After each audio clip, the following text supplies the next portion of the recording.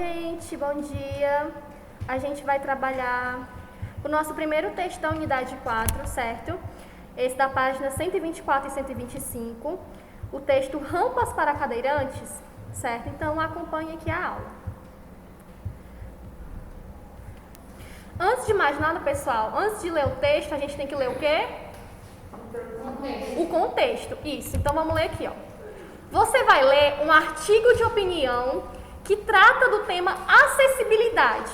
A palavra acessibilidade origina-se de acesso, que significa passagem, ingresso. Portanto, por acessibilidade podemos entender condições de acesso. Este artigo de opinião foi publicado no blog de um jornal de grande circulação na capital paulista.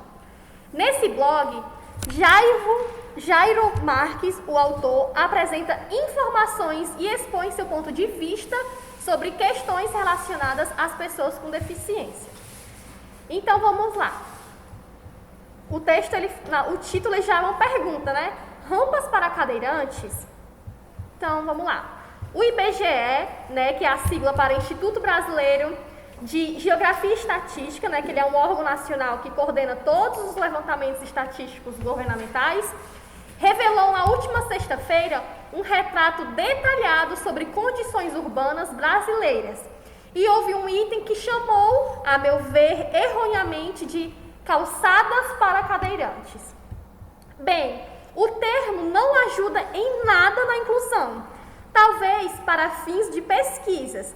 Era preciso ser bem específico, mas rampa é um aparelho urbano que serve para todos, não só cadeirantes. A rampa facilita o acesso do carrinho de bebê, auxilia os mais velhos e mais desequilibradinhos da travessia, facilita para quem está puxando carrinhos de compras, evita que crianças tropecem ao atravessar a rua. Então, como uma rampa é para cadeirantes? Quando se qualifica uma rampa dessa maneira, ao meu ver, reforça-se em parte da sociedade que o povo mal acabado é um peso na lomba do poder público que precisa gastar para fazer o mundo mais fácil para nós tudo, podermos ser mais cidadãos. Não é a primeira vez que o órgão de pesquisa mais importante do país comete uma impropriedade, né? Que é uma inadequação, algo que não é próprio, com as pessoas com deficiência. É hora dessa gente ter mais preocupação com seus métodos de abordagem, pois a reprodução das informações é gigantesca e os dados ficam para a história, né não? Bem, agora o mérito da pesquisa mais propriamente. O resultado é que apenas 4,7, repito, somente 4,7 das ruas do país possuem rampas. Gente, isso é praticamente uma miséria humana em relação à inclusão. Quer dizer que 95% dos passeios dessa nação não têm mínimas condições de garantir ir e vir seguro às pessoas. É massacrante a massacrante maioria de um país que não cumpre o princípio constitucional. Princípio constitucional é algo que está previsto na Constituição do país, certo? A ausência de uma rampa humilha as pessoas, expõe as pessoas o risco de quedas, de acidentes, impede as pessoas de chegarem na escola, no hospital, na casa da namorada. Pelo levantamento, a cidade de Porto Alegre, no Rio Grande do Sul, entre as com mais de 1 milhão de habitantes, é a que estava mais avançada em relação a esse aparelho urbano. Fortaleza, vergonhosamente, é a pior. Triste. Conheço as duas capitais. Realmente, em Poa é a abreviação para Porto Alegre, tá? Usada em bilhetes aéreos. Se vê um esforço importante para tornar a cidade mais amigável no seu ir e vir para todos, mas não se compara minimamente, infelizmente, às cidades europeias ou mesmo americanas. Se estamos nos tornando um país rico, esse relaxo tinha que ser uma preocupação primordial. Primordial é o principal, algo que é mais importante. Fortaleza, como uma cidade turística, era preciso que a administração municipal sentisse dor de cabeça durante uns 6 meses e que tomasse uma atitude corajosa para reverter uma situação tão deplorável. Como sabem, sou um tiozão otimista. Acho de verdade que essa realidade está mudando em velocidade importante. Mas isso vai continuar caso a gente siga mobilizado, siga escolhendo administradores engajados. Engajados são aqueles que estão comprometidos com o bem-estar público, certo? Por isso que vem da palavra engajamento. Siga exigindo o cumprimento de leis, siga enfrentando, à medida do possível, a rua do jeito que ela é, até que a pressão a torne do jeito que precisa ser, útil, segura e acessível para todos. Jairo Marques, tá disponível aqui, tem um link embaixo. O acesso dele foi em 20 de abril de 2018. A gente que mora aqui na cidade de Fortaleza tem a prioridade de falar porque a gente vive e a gente sabe como são as condições, urbanas, estruturais mesmo, de infraestrutura aqui dessa cidade. A gente, vocês aqui que moram mais próximo, sabe como é ali aquele trajeto ali em frente ao supermercado Ismael? Sabe como é que está naquela obra? Eles estão naquela obra já não sei nem há quanto tempo. E a cidade, e fora que isso é só um exemplo de um trecho que é próximo a gente. Imagina na cidade inteira, não é? A gente tem que entender que, tia Vitória, mas não seria tão mais fácil se se a prefeitura, o município, enfim, investisse melhor, numa estrutura melhor mesmo, com mais durabilidade, do que ter que ficar fazendo de ano em ano, 2 anos e 2 anos, uma construção. Mas vocês sabem por que eles fazem isso? Para ganhar dinheiro.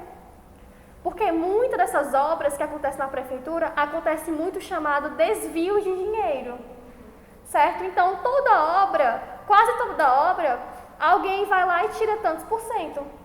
A prefeitura vai lá, não, todo ano aqui R$1 milhão para vocês fazerem o orçamento de tudo, fazer aqui esse trabalho. Às vezes eles não gastam nem tudo isso, Pode ser um valor maior, Tô só citando aqui um valor aleatório.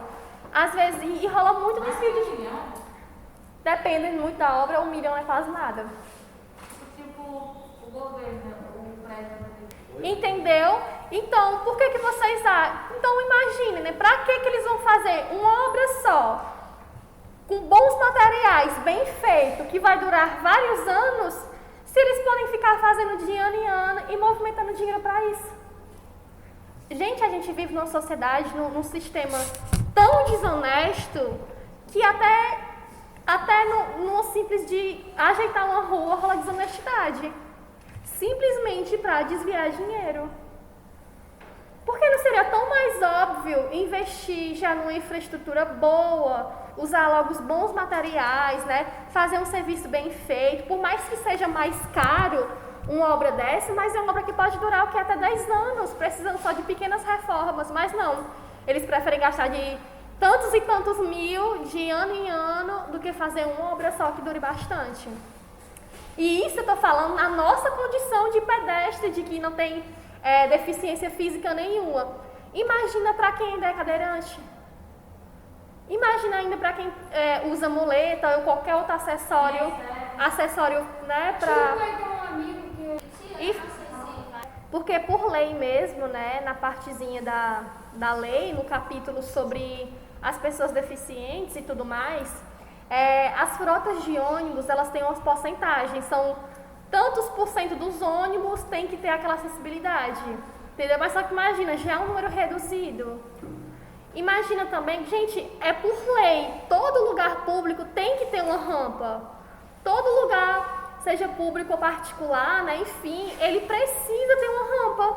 E como ele falou aqui, quando você deixa claro que é rampa calçada para deficiente, é como se fosse só para ele. Só que como você viu aqui, uma mãe com carrinho de bebê, ela precisa de rampa. Um velhinho é muito mais simples para ele, muito mais fácil, né, para ele subir uma rampa do que uma escada, uma criança. Então, justamente o texto está falando sobre isso, né, que quando você já deixa claro que isso aqui é para cadeirante, você não está fazendo uma inclusão, tu está fazendo só uma exclusão. É como se fosse calçada normal e calçada para deficiente, sendo que não, é só rampa. A rampa pode ser para qualquer pessoa.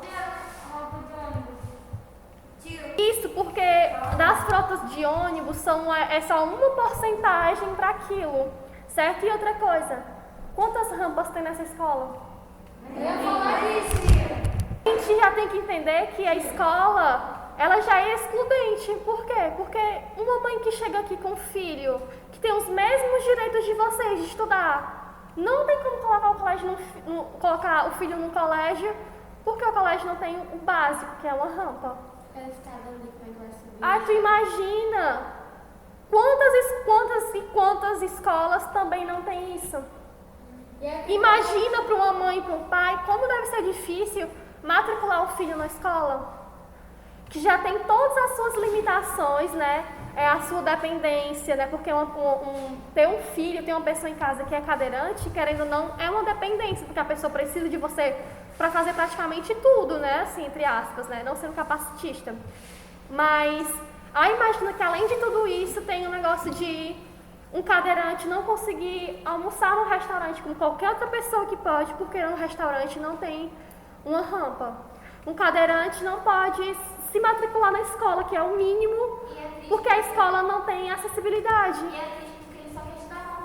É por lei, é lei de todo canto, tem que ter rampa, e isso não é cumprido. E é o mínimo de uma construção, é você fazer uma pequena rampazinha na sua calçada, para entrar no supermercado, para entrar no shopping, para entrar em qualquer canto que seja, é o mínimo. E é justamente isso, não não, porque para fazer uma rampa é necessário um equipamento muito específico, sendo que é tijolo e cimento do mesmo jeito. Entendeu? Vamos ler a biografia aqui do autor do texto, que é muito importante, eu sempre quero deixar claro, para a gente ler sempre a biografia, que é para a gente saber quem foi que fez o que a gente está lendo, tá? Então, nascido em Três Lagos, né, MS, e cadeirante desde a infância, Jairo Marques é jornalista e assina o blog Assim Como Você no site da Folha de São Paulo. Com bom humor, mas também com muita seriedade e lucidez, aborda temas que dizem respeito à vida de pessoas que têm alguma forma de deficiência física ou intelectual. Olha que massa, né? Porque a gente vê muito sobre representatividade. A gente tem muito que outras pessoas falando sobre outro tema que não era a sua vivência. É como se eu, como mulher branca, quisesse escrever um texto de como é difícil ser uma pessoa negra na sociedade. Eu tenho voz para falar sobre um assunto desse? Não. E olha que massa colocar um cadeirante e jornalista para trabalhar e falar sobre questões que ele mesmo enfrenta. Justamente, então, ele tem respaldo para falar sobre o assunto, né? Como atividade, vocês vão fazer a página 126, tá? São essas 7 questõezinhas só, tá? Lembrando que é somente resposta no caderno. Os meninos aqui do online vão fazer e vão me enviar pelo Google Classroom, que já sabe como funciona. E os meninos do presencial vão me entregar aqui em sala mesmo para eu dar o visto, beleza? Pois, meninos, não esqueçam de fazer certa atividade da primeira até a 7ª questão, certo?